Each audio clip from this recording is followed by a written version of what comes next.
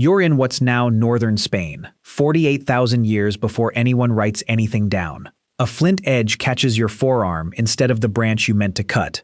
Blood runs into the dirt. The gash is deep enough to see muscle, and there's no clinic 2 miles away. No antiseptic wipe in your pocket, no stitches waiting on a tray. Just you, the wound, and whatever the forest happens to be growing nearby. Right now, a cut like that ends with a car ride and a nurse. You'd walk out with sutures, a tetanus shot, and a prescription you'll forget you finished. For most of human history, none of that existed, not the hospital, not the antibiotic, not even the idea that invisible things called bacteria were the actual enemy, and yet people survived wounds like this, constantly. So how did people with no microscopes, no germ theory, and no pharmacy keep an open wound from turning into the thing that actually killed them infection? In 2017, researcher Laura Weyrich and her team analyzed hardened dental plaque scraped from Neanderthal teeth at El Cedrón Cave in northern Spain, individuals who'd been dead for roughly 50,000 years. Buried in that plaque, they found traces of poplar bark. Poplar bark contains salicylic acid, the same compound that gives modern aspirin its pain-killing anti-inflammatory punch. That alone would be interesting. But in the same sample, from the same individual, they also found DNA from Penicillium, the mold species that, in 1928, gave the modern world penicillin. Neither of those chemicals shows up in a normal diet, which means someone, 50,000 years before anyone noticed mold-killing bacteria in a petri dish, was already eating something bitter and unpleasant because it made pain and swelling go down. So plants were doing some of the work. But what did they actually put on the wound itself?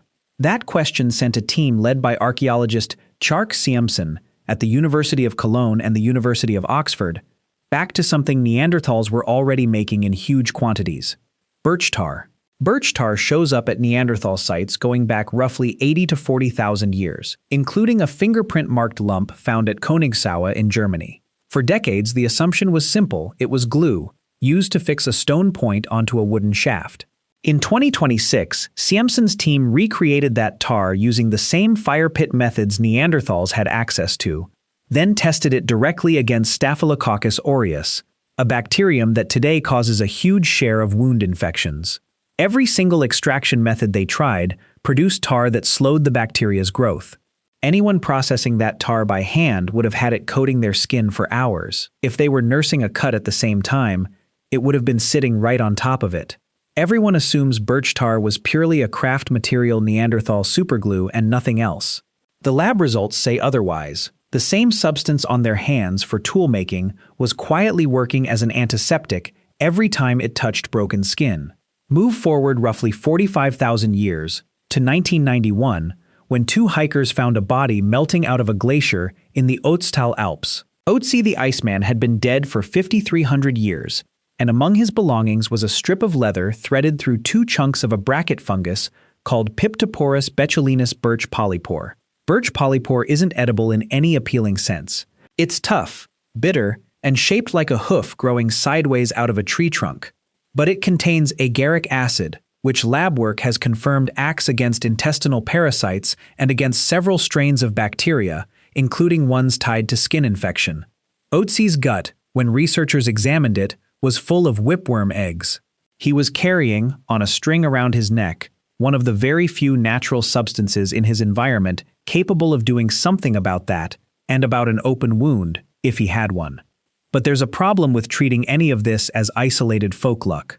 By around 1600 BCE, in Egypt, the treatment had been written down. The Edwin Smith Papyrus, a surgical manual copied from an even older source, describes a standard wound dressing made of 3 things: honey, animal grease, and linen lint. The lint soaked up discharge. The grease sealed the wound from open air. And the honey, mentioned roughly 500 times across the papyrus's 900 remedies, did the actual antibacterial work. Its low water content and natural hydrogen peroxide make it genuinely hostile to bacteria, a fact hospitals rediscovered decades ago in medical-grade honey dressings. The formula appears case after case, precise enough that historians can reconstruct exactly how a physician would have dressed a gash identical to the one from the opening scene. Fat first, then honey, then a strip of woven linen pressed flat and tied. Everyone assumes honey on a wound is a folk remedy that modern medicine quietly abandoned. Actually, hospitals today still stock medical-grade honey dressings for wounds that won't close with antibiotics alone. The ancient fix outlived the reason no one understood it. Line up the 4 pieces: Neanderthal painkillers, antiseptic tar, an antimicrobial fungus carried like a charm, and an Egyptian dressing, precise enough to be copied for 2,000 years, and a pattern shows up that has nothing to do with luck. None of these people knew what a bacterium was. They didn't need to. They only needed to notice, over and over, across thousands of generations, which substance made the swelling go down and which one made it worse, and then tell someone else. The real defense against infection was never a single plant or a single fungus. It was memory. A library with no books, kept alive by repetition, carried forward by whoever survived long enough to pass it on.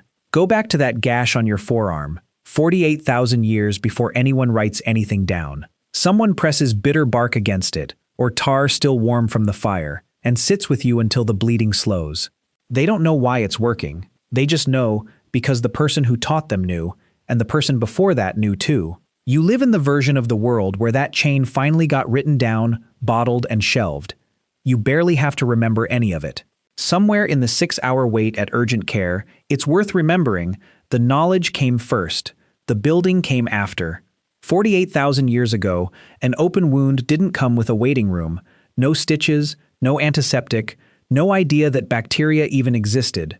And yet people survived cuts, breaks, and infections, constantly using tools most of us have never heard of. This video digs into the real, physical evidence from Neanderthal teeth to an Egyptian surgical papyrus for how prehistoric people actually fought infection before anyone knew what infection was.